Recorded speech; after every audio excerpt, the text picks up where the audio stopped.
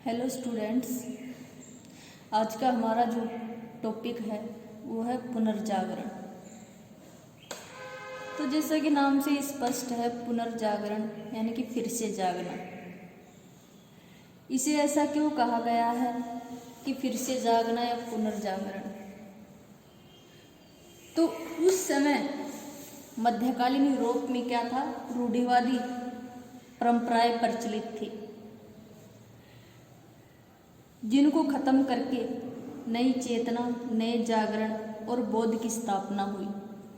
और इसे ही यूरोप में क्या कहा गया, पुनर्जागरण कहा गया। इस चेतना का जो आधार था वो प्राचीन यूनान और रोम की उन्नत सभ्यताएं थी, जिसने पुनर्जागरण को लाने में अपनी महत्वपूर्ण भूमिका जो थी वो निभाई थी। इस दौरान लोगों के लौकिक ज्ञान में वृद्धि हुई, जिससे आधुनिक युग की कला, साहित्य, विज्ञान, दर्शन और जीवन के सभी क्षेत्रों में आदर्शों की स्थापना की गई। और पुनर्जागरण से ही आधुनिक युग का क्या है, जन्म हुआ। तो पुनर्जागरण जो शब्द है वो फ्रेंच शब्द रेनेसा से बना है, जिसका अर्थ है फिर से जागना, नूतन जन्म या पुनर्जन्म। ये जो फ्रेंच शब्द है रेनेसा, ये लैटिन शब्द रेन्सकोर से लिया गया है,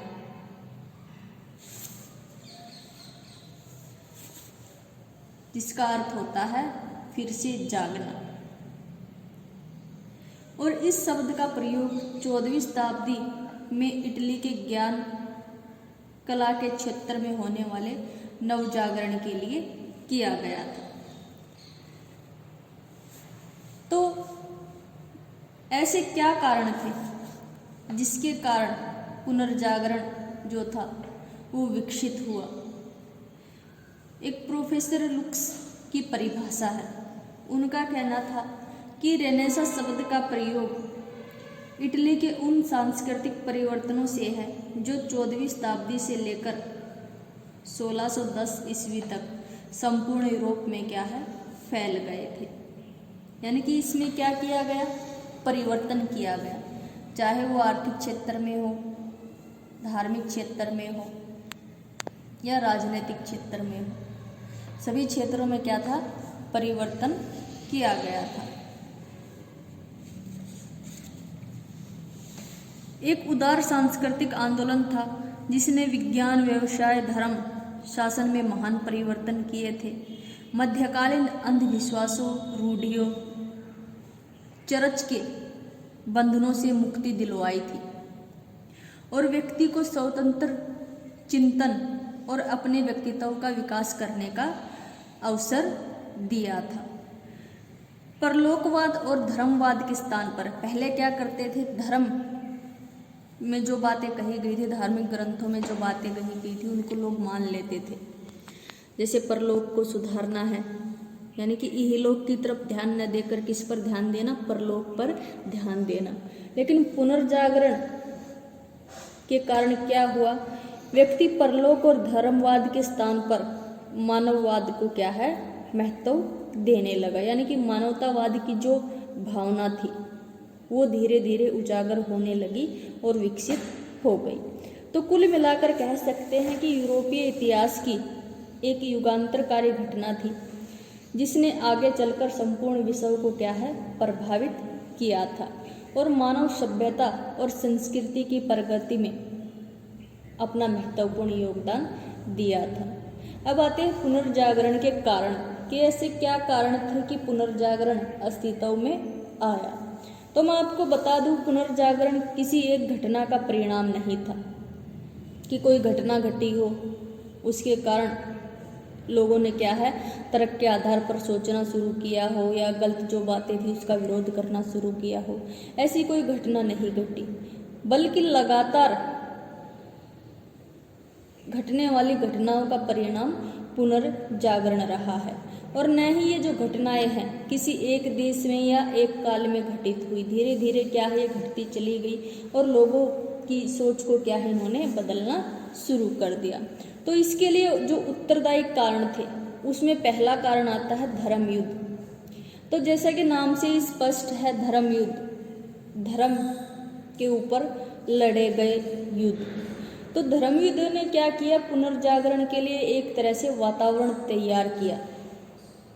कैसे तैयार किया? धर्म युद्ध क्यों लड़े गए? धर्म की रक्षा के लिए लड़े गए। किस किस के बीच लड़े गए?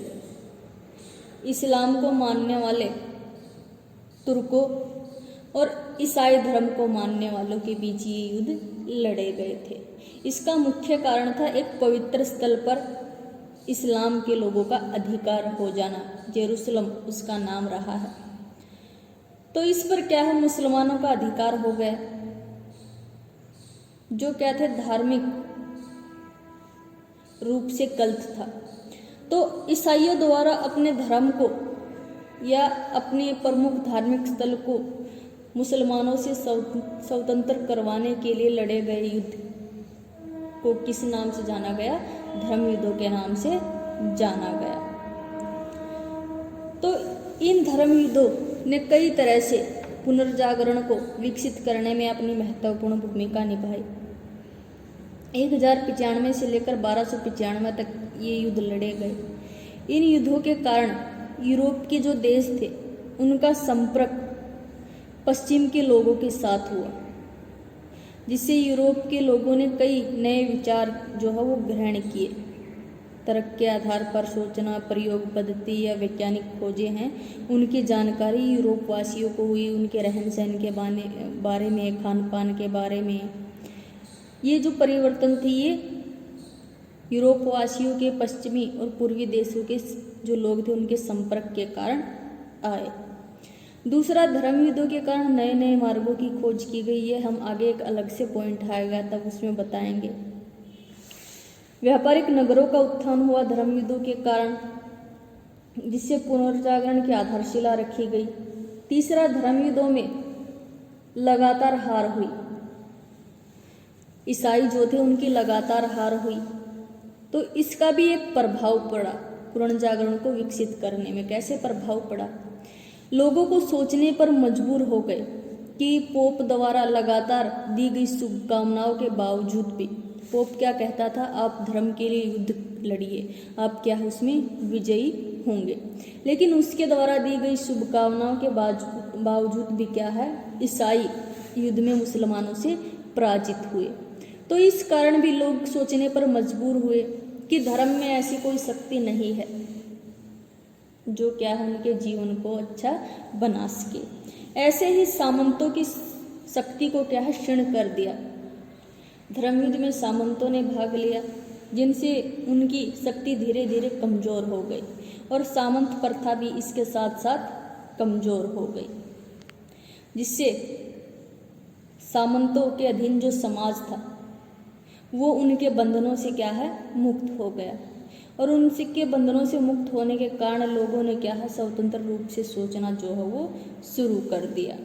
तो इस प्रकार धर्म युद्धों ने पुनर्जागरण के निर्माण में अपनी महत्वपूर्ण भूमिका जो थी वो निभाई थी। दूसरा पॉइंट बताया गया है व्यापार का विकास। अब व्यापार और पुनर्जागरण का क्या संबंध है? तो व्यापार जैसे कि नाम से स्पष्ट है, आर्थिक स्थिति से जुड़ा हुआ एक महत्वपूर्ण पक्ष रहा है। ये भी एक प्रमुख कारण रहा है पुनर्जागरण के विकसित होने का। सामंतवाद के पतन के कारण यूरोप में व्यापारी वर्ग पैदा हुआ, जिसने क्या है, दूसरे देशों के साथ व्यापार करना शुरू किया। और धर्म युद्धों के कारण ये जो व्यापारिक संबंध थे और भी घनिष्ठ हो गए। तो व्यापार ने 2-3 तरह से पुनर्जागरण को विकसित करने में महत्वपूर्ण भूमिका निभाई। पहला तो यह था, व्यापार के कारण दूर दूर के जो प्रदेश थे, देश थे, उनकी खोज की गई, भौगोलिक खोजें क्या थी, की गई। दूसरा, व्यापार के कारण व्यापारियों के पास बड़ी मात्रा में धन जो है वो इकट्ठा होने लगा और इस धन का प्रयोग उन्होंने विज्ञान को आश्रय देने में, वैज्ञानिक खोजें करने में किया। इसी के परिणाम स्वरूप व्यापारियों के आश्रय में रहकर ही वैज्ञानिकों ने क्या है, नई नई खोजें की, ज्ञान का प्रकाश फैलाकर अंधकार को दूर करने का प्रयास किया। तीसरा क्या था, व्यापार के कारण अनेक नगर जो थे वो विकसित हुए।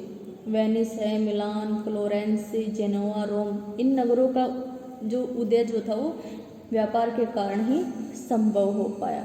तो नगरों के स्वतंत्र वातावरण में व्यापारियों को रहने का अवसर मिला, नए नए विचार पनपे वहाँ पर, और इन विचारों के संपर्क में आने से लोगों की जो पुरानी सोच थी, पुरानी परंपराएं जो रही, संस्थाएं जो रही, चर्च के प्रति अंधविश्वास जो रहा, उस पर क्या है वो एक तरह से सवाल उठाने लग गए, यानी कि शक करने लग गए।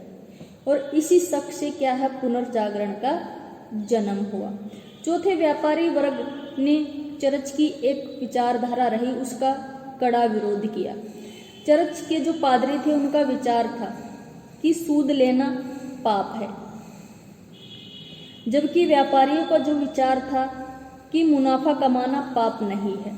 चर्च क्या कहता था कि सूद लेना पाप है, यानी कि एक तरह से मुनाफा कमाना पाप है, जबकि व्यापारी वर्ग का यह मानना था कि व्यापार के द्वारा मुनाफा कमाना कोई पाप नहीं है। हर व्यक्ति क्या है, अपना मुनाफा कमा सकता है, अपनी उन्नति कर सकता है। तो ये दोनों एक दूसरे के विपरीत रही। यही कारण था कि व्यापारी वर्ग द्वारा चर्च की जो रूढ़िवादी परंपराएं थी उनका विरोध किया गया था। तो ये भी एक प्रमुख कारण रहा है पुनर्जागरण के उदय का। तीसरा जो बताया गया है, अरब और मंगोल संपर्क बताया गया है कि अरब और मंगोल संपर्क के कारण पूर्वी देशों का जो ज्ञान था उसके बारे में यूरोपीय लोगों को पता चला। जैसे अनेक मंगोल नेता रहे हैं, चंगेज खा रहा है, कुबलाई खा रहा है, ओगो तईब खा रहा है। इन्होंने विशाल साम्राज्य स्थापित किए थे जो क्या थे, चीन, मंगोलिया, रूस, हंगरी, पोलैंड आदि भूभागों पर फैले हुए थे। तो इन साम्राज्य में उनके द्वारा शिक्षण संस्थाओं की स्थापना की गई थी, जहाँ पर क्या है, निरपेक्ष ज्ञान विज्ञान का अध्ययन किया जाता था। यूनानी दार्शनिक जैसे प्लेटो है, अरस्तु है, उनके विचारों से विद्यार्थियों को अवगत कराया जाता था। तो दार्शनिक रूप से यूरोपवासियों का ध्यान अपनी ओर खींच लिया गया। मंगोल नेता का एक उदाहरण दिया गया है कि कुबलुई खां जो था उसके दरबार में अनेकों विद्वान रहते थे जो क्या है, अपने विचारों से वहाँ पर शासक को और दूसरे लोगों को जागृत करते रहते थे। प्रसिद्ध यात्री मार्को पोलो द्वारा भी बताया गया है कि 1272 ईस्वी में जब वो कुबलुई खां के दरबार में पहुंचा तो उसने पाया कि वहाँ पर अनेक विद्वान और वैज्ञानिक जो है वो रह रहे हैं, और उसने इस चीज का वर्णन अपनी पुस्तक में भी किया है। और इन्हीं विवरणों के कारण यूरोपीय जनता को चीन के बारूद, छापेखाने, कागज, कंपास आदि का ज्ञान प्राप्त हुआ, और उनमें भी विज्ञान के सिद्धांतों को विकसित करने की भावना जो है वो जागृत हुई। आज के लिए इतना ही, बाकी हम अगले लेक्चर में करवाएंगे।